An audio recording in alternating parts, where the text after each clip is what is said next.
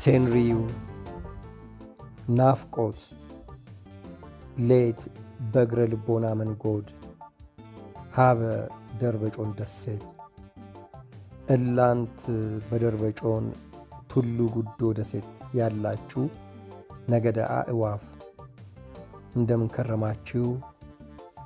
እኔ ፈጣሪ ምስጋና ይድረሰው በእጅጉን ደህና ነኝ። ወደ ዝዋይ ዘልቄ ነበር። ጳጉሜን 2017 5ቱን ሌሊታት በዝማሪያችሁ እቅፍ ውስጥ ስሞላቀቅ ለማደር ነበር አመጣጤ። እውነቱን መናዘዝ አለብኝ።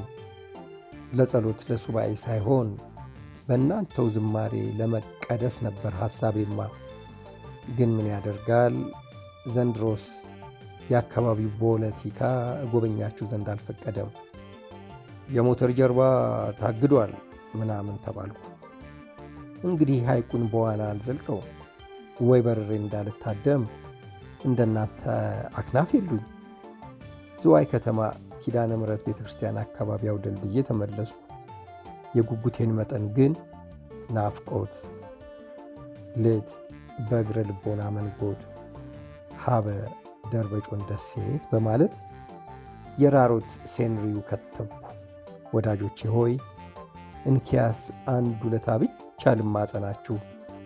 ዝማሪያችሁን በሕልም ብራና ደጉሳችሁ በመስቀል ኦፍ ልሳን ላኩልኝ አደራ። አደይ አበባ ከምድር ማኅፀን ስትወለድ እሷ ምልክት ትሆናችሁና የመስቀል ወፍን አስቸግሩልኝ።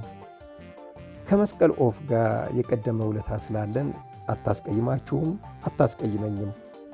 እንደ እግዚአብሔር ፍቃድ በሚቀጥለው ዓመት በዐይነ ሥጋ ለመተያየት ያብቃን። እስከዚያው በጸሎታችሁ አስቡኝ፣ በዝማሪያችሁ በማኅሌታችሁ ዘክሩኝ። ታናሽ ባሪያችሁ አለማየሁ።